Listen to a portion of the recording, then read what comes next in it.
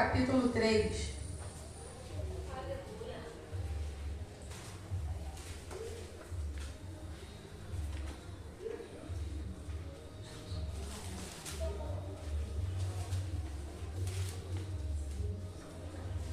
Nós vamos ler do 1 ao 2 e depois nós vamos para o 17, amém?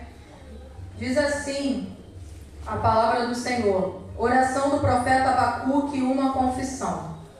Senhor, ouvi falar da tua fama, tremo diante dos teus atos, Senhor. Realiza de novo em nossa época as mesmas obras, faze-as conhecidas em nosso tempo. Em tua ira, lembra-te da misericórdia. Versículo 17.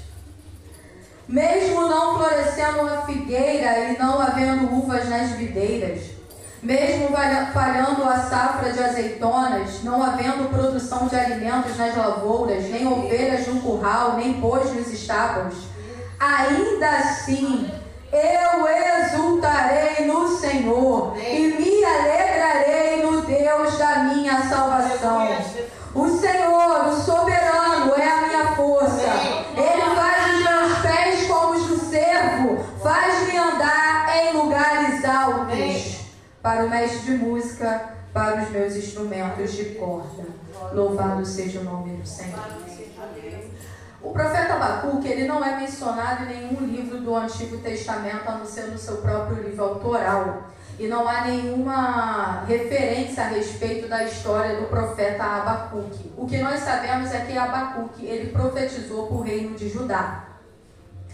Judá estava em declínio, porque Judá se corrompeu. Judá se corrompeu à idolatria, Judá estava com declínio econômico, Judá estava com corrupção dentro da política, e fora de Judá, quem estava se achegando, se aproximando e sorrateiramente acumulando Judá ali, era a Babilônia. E Abacuque, quando começa o seu livro, ele começa o seu livro no Vale Profundo. Só que ele termina a sua mensagem lá nas alturas. Aleluia. Ele vai do desespero à esperança, ele vai do temor à fé, ele vai da angústia avassaladora à exultação a Deus. Aleluia. E na verdade, no capítulo 3, Abacuque, ele muda totalmente o conteúdo da sua mensagem.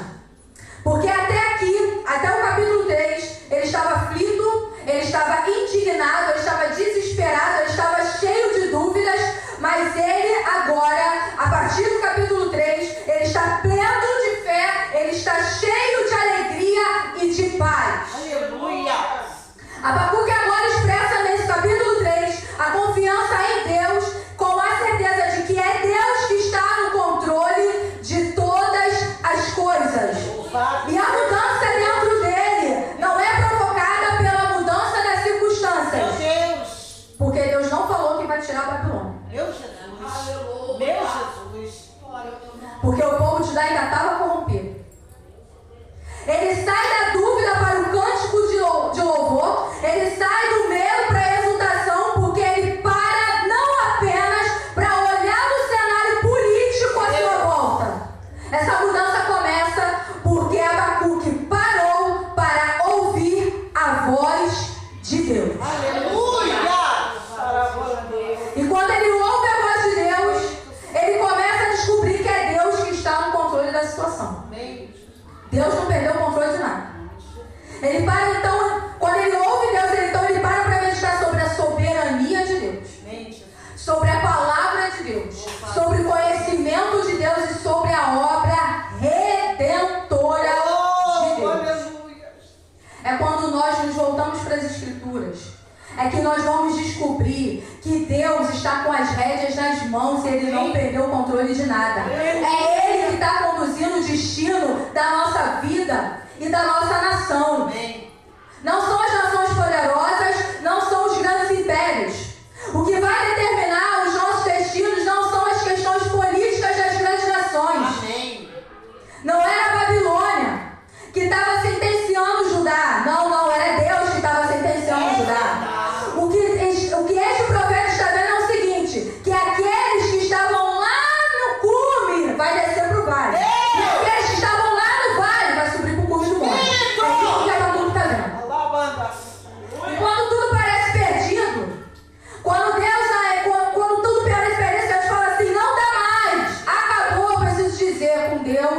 ainda não está perdido. Meu Jesus. Meu Porque Deus. você é com Deus a maioria. Aleluia, meu Deus. A palavra diz isso.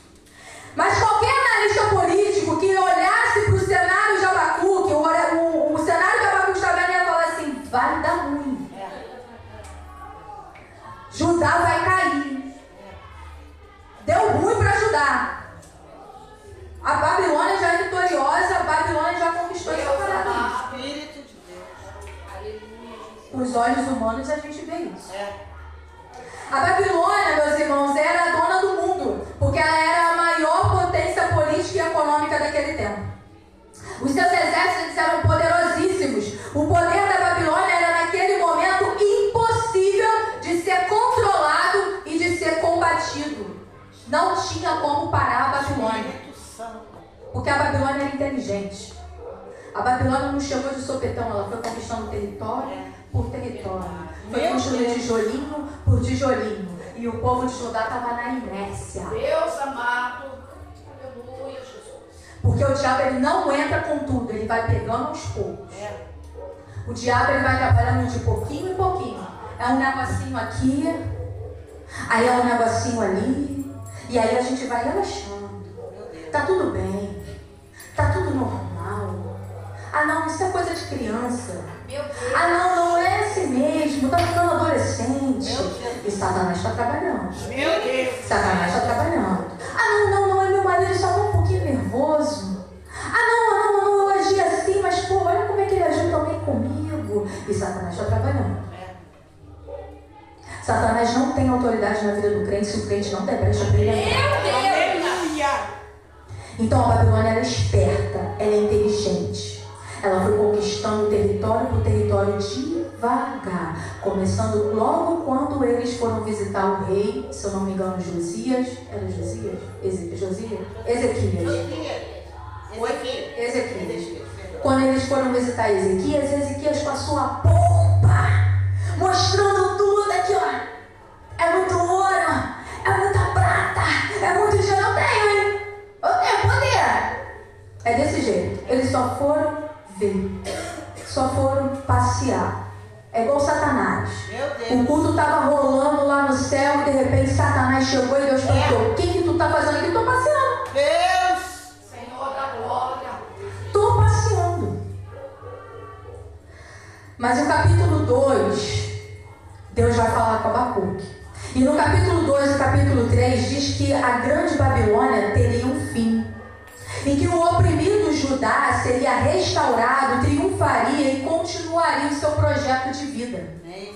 Quando nós olhamos para certos cenários e dizemos não tem mais jeito, acabou, não tem saída, eu preciso dizer uma coisa: com Deus tem saída sim. Deus é o Deus que reverte as circunstâncias e transforma lágrimas em alegria, derrotas em triunfos e vitórias. Esta é a mensagem de Abacuque 3. Quando nós chegamos nos fins dos nossos recursos, os recursos de Deus ainda estão funcionando, ainda estão disponíveis. E eu peguei uma frase que diz assim: crise é tempo de oportunidade.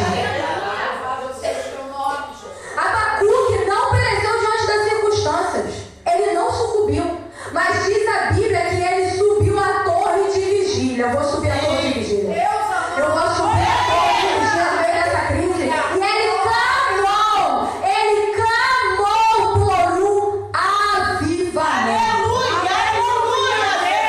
A situação era de desespero, era de crise, era de medo, era de pavor, era de morte. Quando os recursos da terra todos se esgotam, quando Abacuque não encontra mais resposta na situação política, na situação econômica, na situação espiritual do seu povo, ele sobe para a torre. Amém. Aleluia. Ele sobe para a torre de vigília e clama a Deus. Ele sai da inércia Amém. e vai para a torre de vigília. Louvado seja o teu nome. E Deus então abre a cortina e revela para ele que a situação ia acontecer o seguinte: a solução não está no braço do homem, Abacuque. Amém. Meu Deus. Não está. A situação não está na política, Abacuque. Nem na econômica, Abacuque. A solução para essa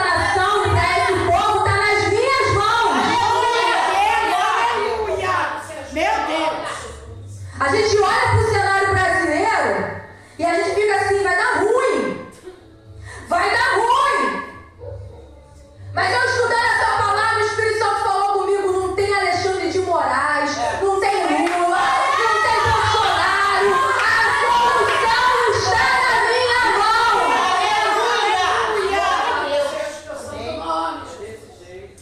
A solução para nós, para nossa casa, para nossa cidade, para nossa nação está nas mãos de Deus. Glória a Jesus. E o profeta Abacuque nos mostra que a fé em Deus não é fuga do problema. Meu Deus. Ter fé em Deus não é fugir dos problemas, mas é a única maneira sensata de enfrentar os problemas. Porque quando a crise chega, nós precisamos olhar para onde? Para o alto. O profeta começa a encontrar saída quando ele fala com Deus e quando ele escuta Deus. Ou quando ele escuta Deus e quando ele fala com Deus. Aquilo que vai trazer solução para este profeta se chama duas coisas: Bíblia e oração. Escutar a Deus e falar com Deus, ouvir Deus e conversar com Deus. É quando ele escuta a voz de Deus e quando ele apresenta a sua causa para Deus que ele encontra a saída. Os tempos mudaram, Deus não mudou. A opinião dos homens mudaram, mas a palavra de Deus permanece viva e eficaz. Porque Deus é Deus que continua falando com o seu povo. E Deus é um Deus que ainda quer ouvir o seu povo falar com ele. E diante do cenário que nós vivemos, se a gente olhar para baixo, a gente desanima. Se olhar para o lado, a gente se desespera. Mas se nós olharmos para o alto, se nós olharmos para o alto, nós encontramos paz. E a palavra e a oração nos coloca no caminho certo. Versículo 2 da parte A vai dizer assim: Senhor, ouvi falar da tua fama, tremo diante dos teus atos, Senhor. Este homem está escutando Deus, e quando ele escuta a palavra de Deus, quando ele escuta sobre o plano de Deus, quando ele escuta sobre o propósito de Deus, ele treme. Em algumas traduções está dizendo que ele fica alarmado. Agora, o que faz esse homem tremer? O que faz esse homem ficar alarmado? Sabe o que faz esse homem tremer? É perceber que Deus está no controle da história e não é a Babilônia.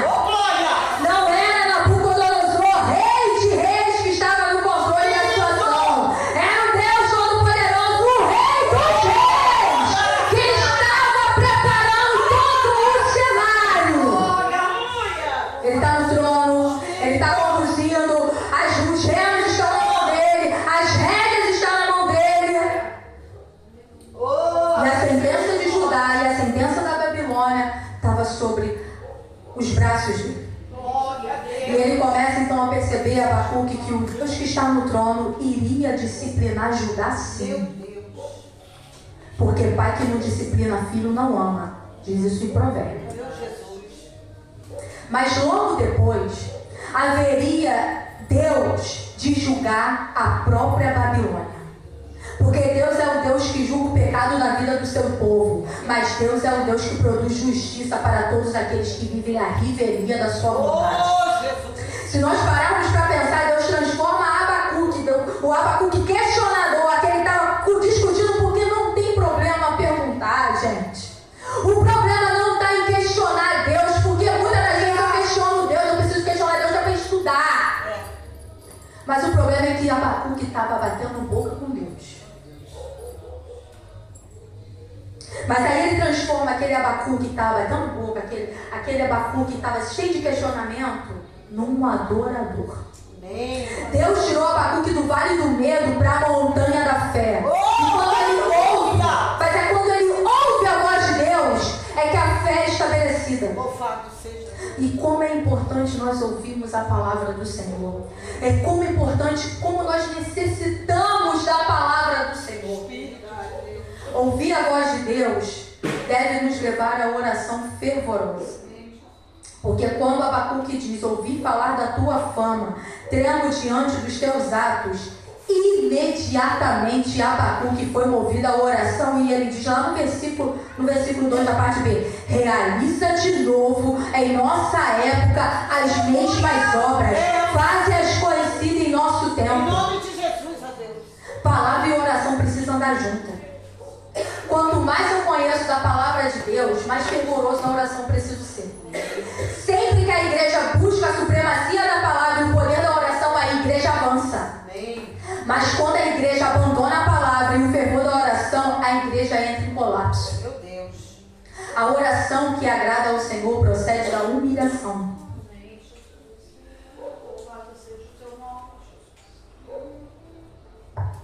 O que agrada, a oração que agrada ao Senhor é aquela que procede da humilhação do homem, para a exaltação de Deus.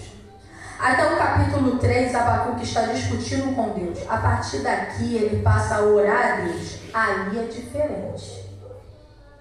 Quando passamos da discussão para a oração. Porque primeiro Abacuque se humilha. Abacuque não ousa mais questionar Deus acerca do silêncio de Deus, acerca da ausência de ação de Deus ou acerca dos métodos de Deus. Porque até aqui tinha 3 questionamentos de Abacuque. O primeiro, Deus, por que tu não está falando? Espírito Santo. Tu está vendo tudo acontecer, tu não está falando nada. Só que o que me choca é que Abacuque é contemporâneo de Jeremias. E Jeremias passou o ministério dele todo falando assim: vai vir a Babilônia. Vai vir a Babilônia. Babilônia vai entrar, se converte aí, fica na moral. Como é que ele fala para Deus que tu não está falando nada? Meu Deus. Porque talvez Abacuque não estava ouvindo aquilo que ele queria ouvir. Espírito Santo. Porque de repente para Abacuque o que o profeta estava falando não era de Deus não. Porque muitos diziam que não era de Deus. Não é de Deus. Não é de Deus não. O segundo questionamento de Abacuque com Deus, a discussão dele com Deus é: Deus, por que tu não está fazendo nada? Meu Deus. Deus opera de acordo com a nossa ação. Verdade. Deus deu tempo para o povo de Judá se arrepender? Deu. Mandou o profeta para falar com o povo de Judá? Mandou. Mas o povo se converteu? Não. Está tudo bem. Sabe o que estava acontecendo com Judá? Era isso aqui, ó. Templo de manhã, adoração a Deus à noite. Sacerdote acendendo incenso para Deus de dia e se deitando com prostitutas cultuais à noite. Era povo comprando e não pagando. Era povo vendendo 1 quilo e cobrando 2 quilos. Era isso que estava acontecendo com Judá. O próprio povo estava oprimindo o povo deles mesmos. E a Babilônia está chegando. E a Babilônia está cercando. E vai parar de entrar provisão e vai parar de sair provisão. Meu Deus. A ponto de nós lermos lá no livro dos reis, se eu não me engano, ou em crônicas, que tinha uma mulher que matou o filho para comer. E Deus está falando, e Abacuque está: por que tu não está fazendo nada? Porque o tempo de Deus é o seguinte: eu te dou tempo para tu se arrepender, mas eu preciso ver a tua ação de arrependimento, não é com as tuas palavras. Não é que o povo deixou de cultuar a Deus. O povo cultuava a Deus, mas cultuava Baal. O povo cultuava a Deus, mas cultuava Azerá. Meu Deus. Deus não quer a nossa oferta, Deus quer o nosso coração. Aleluia. Terceiro questionamento de Abacuque agora é sobre os métodos de Deus. Porque quando Deus fala com ele no capítulo 2, Deus fala com ele: eu vou mandar a Babilônia. E aí sabe o que ele fala? Como é que o Senhor tem coragem de mandar um povo mais ímpio que a gente para nos disciplinar? Olha o senso de justiça de Abacuque. Não, mas assim, Deus, pô, a gente peca. Pô, mas eles pecam mais. Eu vejo Abacuque aqui tipo um Jonas. Vai pregar lá em Nínive. Não vou não. Povo tudo rebelde. Aí o cara vai para Nínive, vai dizer o texto que a cidade demora 3 dias para percorrer a cidade toda e 1 dia ele prega, se converte do rei ao bicho, porque até o bicho estava fazendo jejum, e ele vai lá pro monte e fica assim: agora eu vou ver Deus destruir todo mundo. Meu Deus. Vou ver Deus destruir todo mundo porque eu sou profeta. Porque Deus falou que vai tacar fogo em Nínive. Aí o povo se arrepende. Aí Jonas: como é que tu não vai tacar fogo nesse povo? Aí Deus fala para ele: Jonas, meu filho, como é que eu vou aplicar a justiça, uma pessoa que não sabe nem o que é direita e esquerda. Meu Jesus. Abacuque está assim. Como é que tu vai enviar um povo mais ímpio que nós para nos disciplinar, Deus? Só que a partir de agora, a partir do capítulo 3, ele não questiona mais sobre o silêncio de Deus. Ele não questiona mais sobre a falta de ação de Deus, e muito menos sobre os métodos que Deus vai aplicar. Porque a partir de agora, Abacuque se humilha na presença de Deus. Abacuque não pede nem sequer mais para que o Senhor suspenda a disciplina. Ele não ora para dizer assim, não, Deus, não manda não. Aí tem de misericórdia, não. Ele não pede nem que Deus alivie o sofrimento, não. Esse homem está tão extasiado com a grandeza de Deus, que a única coisa que ele pode fazer é se prostrar na presença de Deus. Aleluia! É adorar Deus, é ficar trêmulo na presença de Deus. Mas sabe qual é o nosso problema? Alguém já disse assim, o grande problema da igreja é a falta de compreensão da grandeza de Deus. Meu Deus. Quem é o nosso Deus? Aleluia. O profeta Isaías diz que ele chama cada estrela pelo seu nome. Os cientistas dizem que para cada grão de areia é uma estrela no firmamento. E isso não é hipérbole. Esse é o nosso Deus. É o Deus Todo-Poderoso que está sentado no trono e não parou de operar. Glória a Jesus. Então, primeiro ele se humilha. Agora, em segundo lugar, Abacuque vai adorar a Deus. Abacuque diz que ele está trêmulo, que ele está alarmado. Ele não está trêmulo porque ele está vendo sua nação ser encurralada. Não é isso. Ele não está vendo, ele não está trêmulo porque a nação está prestes a ser invadida. Não. O que deixa Abacuque trêmulo não é a chegada do sofrimento ou da disciplina. O que deixa ele trêmulo é a grandeza da revelação de Deus e de quem Deus é. Ele é o Deus Todo-Poderoso. O que leva esse homem à adoração é o que está escrito no capítulo 2, versículo 20. O Senhor, porém, está no seu santo templo, diante dele fica em silêncio toda a terra. E que templo é esse? É um templo cósmico. Não há um centímetro desse universo sem que Deus não esteja presente. Maravilha, Jesus. Aleluia. Deus está aqui, Deus está lá, vendo aquele povo lá, ele está lá. Aleluia! Deus está lá no meio do lixo, onde está aquele povo no lixo, ele está sim. Deus está lá na China, Deus está com a igreja perseguida, Deus está em todos os lugares. Aleluia! Louvado seja Deus. Em terceiro lugar, a oração deste homem é uma oração de petição. Versículo 2, parte B, onde ele diz assim: realiza de novo em nossa época as mesmas obras, faze-as conhecidas em nosso tempo. A oração de Abacuque não é por livramento, não é mais. Meu Deus. Abacuque não quer nem mais livramento. Ele não está mais preocupado com o sofrimento, porque o foco dele não está no homem. O foco dele agora se voltou totalmente para Deus, para a pessoa de Deus. Ele levanta a sua voz para dizer: Deus, realiza de novo as mesmas obras, Deus. O seu grande apelo agora era para que Deus fortalecesse o seu povo e avivasse a tua obra. Em nome de Jesus. Sabe o que Abacuque está pedindo? Avivamento. Louvado seja Deus. E avivamento, eu preciso dizer algo aqui, não tem a ver com dons. A igreja de Corinto, ela tinha muitos dons, mas ela era uma igreja carnal. Avivamento também não tem a ver com a presença de sinais e milagres. Não. A presença de sinais e milagres não é sinônimo de avivamento.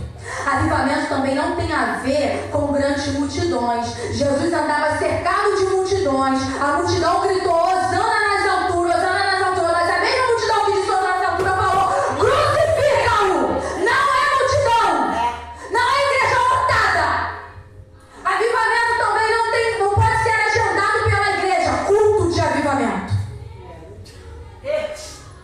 Congresso de avivamento. Deus amado. Não pode, porque avivamento não procede da igreja, é misericórdia de Deus.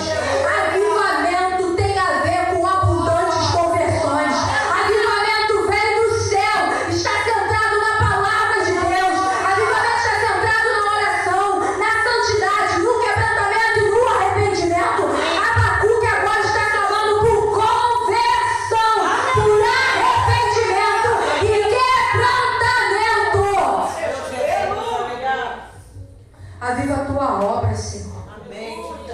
avivamento deve ser o anseio da igreja. A gente não pode ficar só de lembranças. Amém. A gente não pode ficar só de passado. Olha aí, Tá todo mundo rindo, todo mundo feliz, com a alma sedenta, gritando por É socorro. verdade.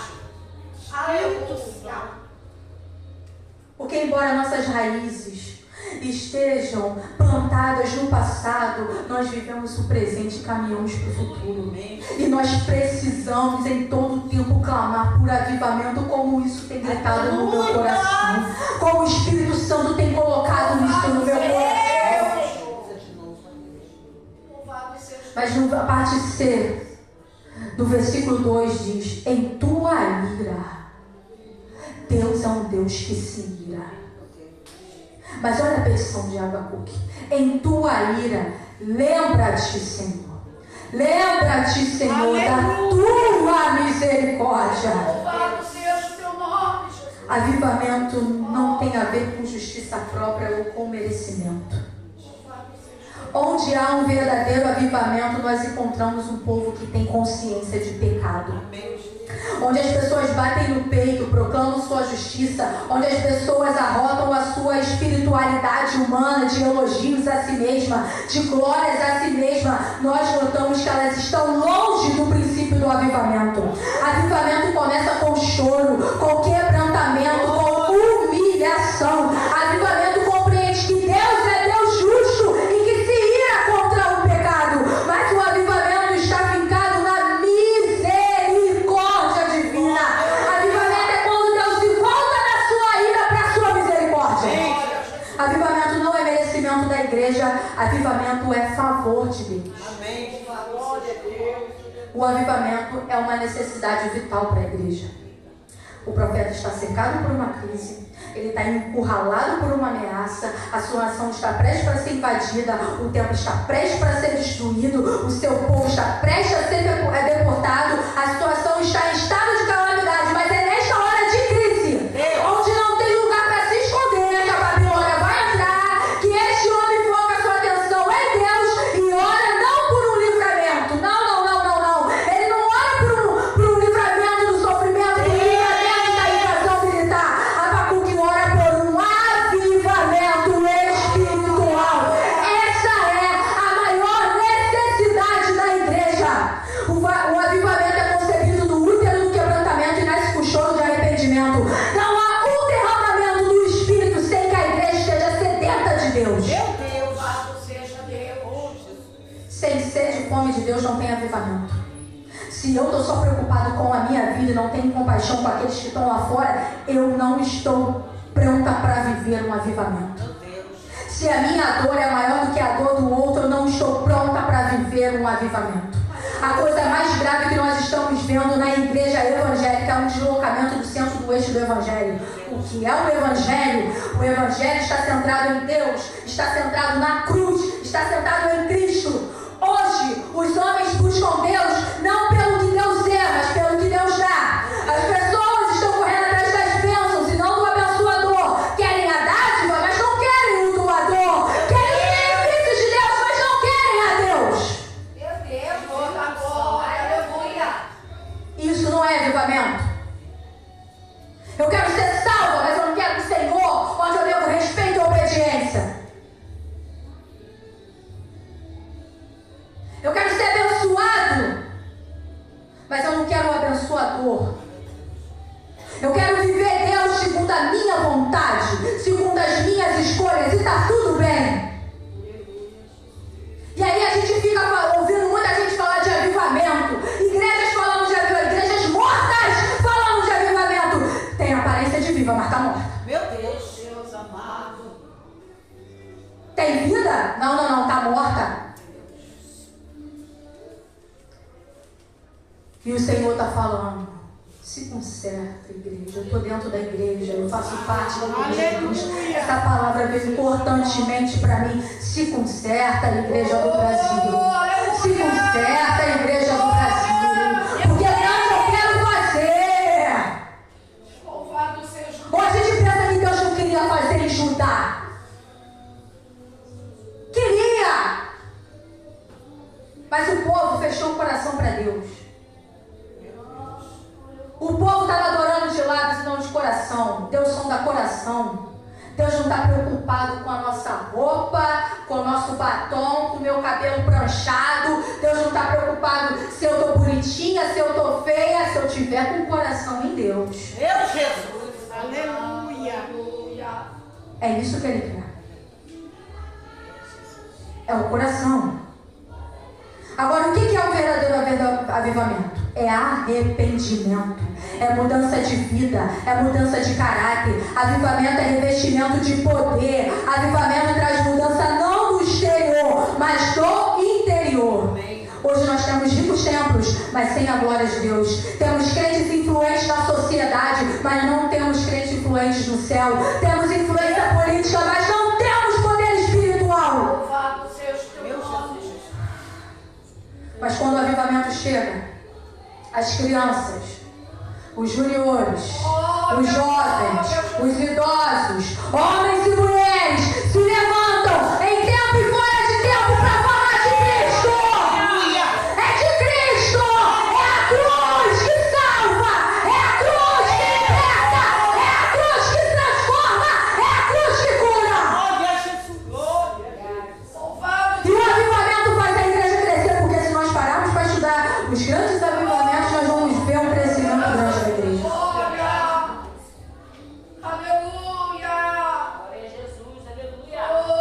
Sabe por que a igreja precisa de um avivamento?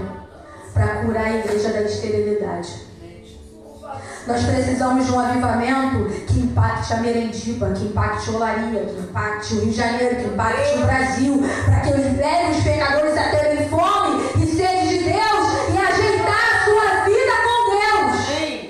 Esse é o clamor de Abacuque. Faz de novo, Deus. Realiza de novo, Deus, as mesmas obras. Toca, Senhor, no coração. Converte o coração. Esse é o clamor.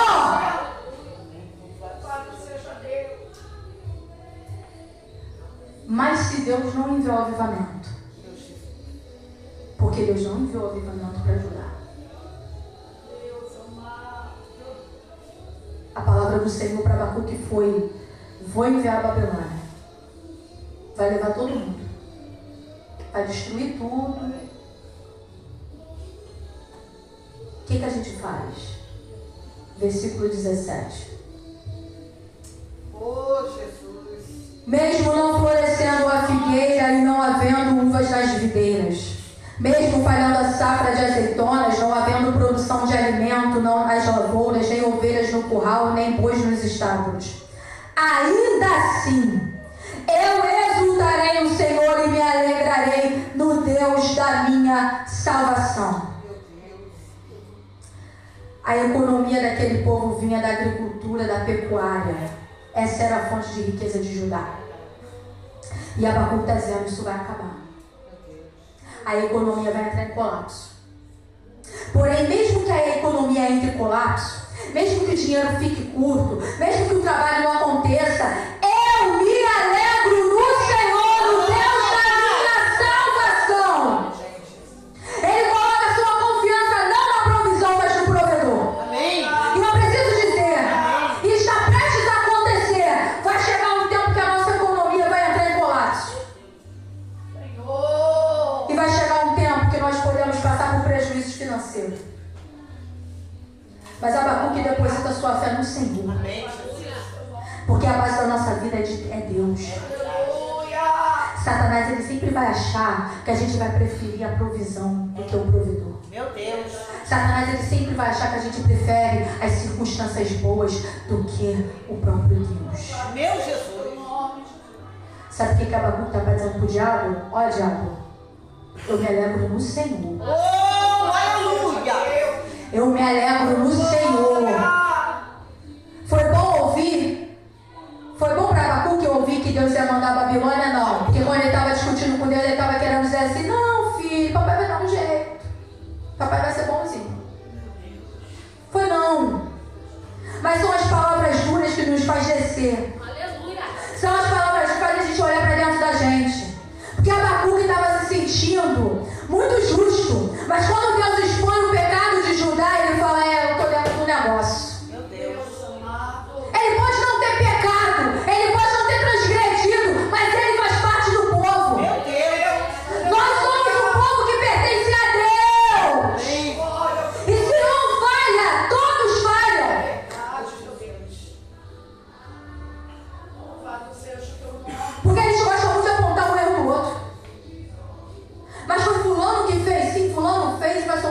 consequência, mas se faz parte da igreja. Meu Jesus.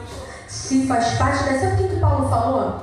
Vocês estão, o povo da igreja de Corinto, vocês estão acobertando aí um cara que está aceitando com a mãe do teu pai, do pai dele? Vocês estão errados! A igreja está doente! O pecado está exposto, bota o cara para fora! Senhor da glória. E o bota o cara para fora é senta ele, destrui ele! E aí assim, sai não, porque a igreja é de Deus! Aleluia! Agora, se não quer ouvir repreensão, deixa na mão de Satanás, porque aí na mão de Satanás vai ser moído, vai se arrepender, vai voltar para Deus. Deus amado, aleluia. É isso que Paulo estava falando. Porque às vezes a gente acha que entregar na mão de Deus é dar uma banda no irmão, dar uma banda nele e vai botar o cara para fora. Não é não. É senta aí e ouve a palavra. Escuta a palavra, se converte, tá errado, tu precisa se consertar. E a igreja estava caladinha. Vou fingir que nem vê. Não, porque eu não posso falar. Não, porque eu não sou pastor, não posso falar. Meu irmão, você faz parte da igreja. Você é sacerdócio santo. Se tu está vendo teu irmão indo pro inferno e tu não fala, tu vai pro inferno junto com ele. Você é negligente. Deus, aleluia. Glória a Jesus. Igreja madura, bota um na frente do outro, mas tu tá errado, precisa se arrepender, cara. Deus, ó glória. Louvado seja o E teu o sábio que ouve uma palavra dessa se humilha e se arrepende. O tolo não. nome. Louvado seja Deus. Só botar em Provérbios que a gente lê isso. O tolo não. E se o cara é tolo, deixa ele viver então do jeito que ele quer. Se tu repreendeu, não quer conserto, o problema é dele.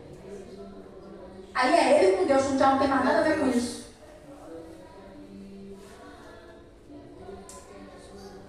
O que muda para Abacuque? É a concepção. O que muda a concepção do profeta não é um sentimento romantizado, não. Deus não falou palavrinha bonitinha para ele ficar alegre, não. Ele tem muitas razões para se alegrar. Sabe por quê? Porque o fundamento da sua alegria está em Deus. Na pessoa divina de Deus, do Todo-Poderoso, daquele que criou o céu, terra e tudo que há nele.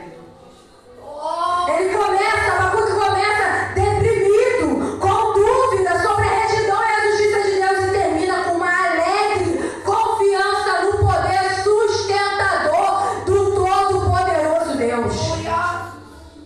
Versículo 19 vai dizer assim: o Senhor, o soberano, é a minha força. Ele faz os meus pés como os do cervo e faz-me andar em lugares altos. Abacuque no capítulo 2 está trêmulo. Se você ler no versículo 16, eu vou ler aqui, versículo 16 do capítulo 10 diz assim: ouvi isso e meu íntimo estremeceu, meus lábios tremeram, os meus ossos desfaleceram, minhas pernas vacilaram. Ele estava com a perna vacilante, mas aqui no versículo 19 ele fala: tu botou meu pé como de um cervo ou corça. O cervo, ele tem a capacidade de correr na noite escura da floresta sem que ninguém o pare. Meu Jesus.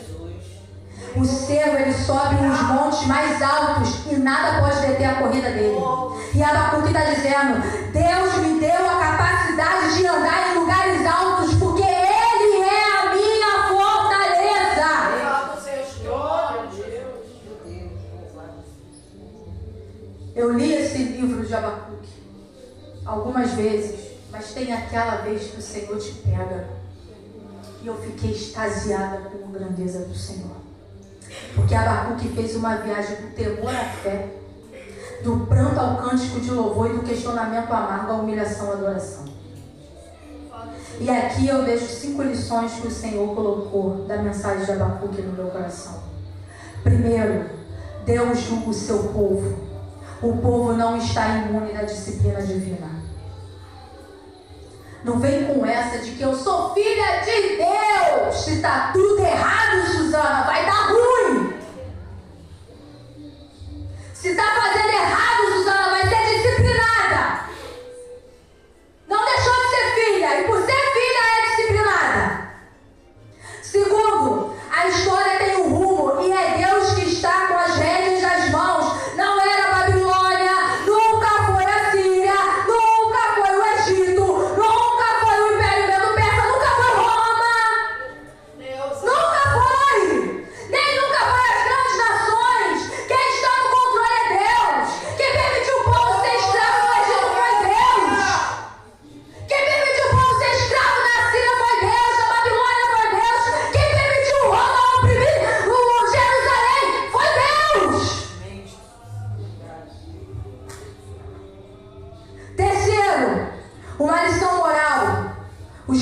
serão punidos.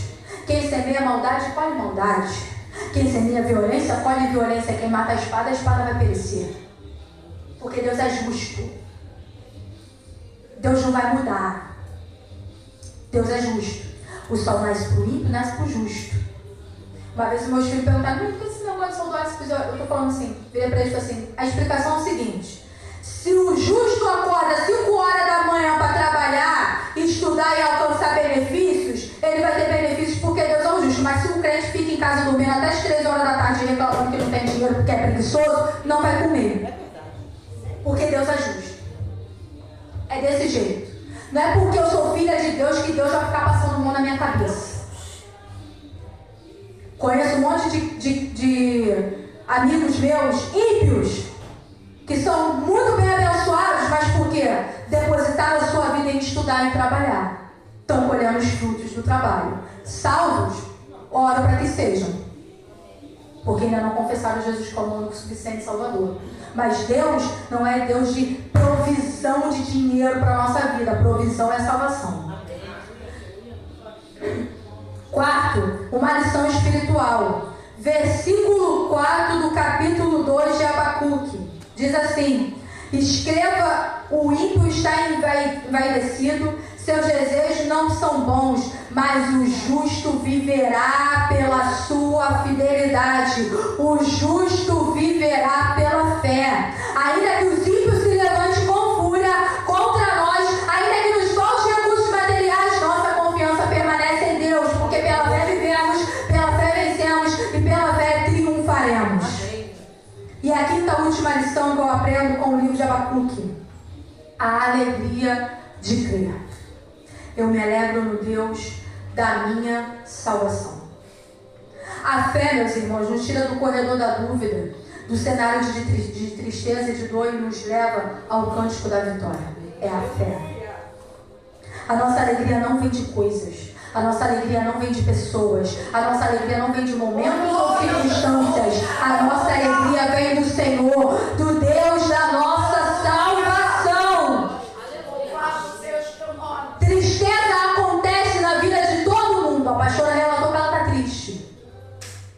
Se você perde o ex-querido, está triste. Mas uma tristeza momentânea na vida do crente não é válida. Precisa de cura. Porque a nossa alegria não está nas circunstâncias. Sabe quando eu entendi isso? Quando eu parei de fazer do meu marido meu Deus. Aleluia. Vivia triste, depressiva. Tentei suicídio dentro do quarto dos meus filhos. Ainda vim pro culto. Depois de tomar uma carteira inteira de remédio. Vim pro culto, passei mal. Irmão Lesse me levou pro hospital.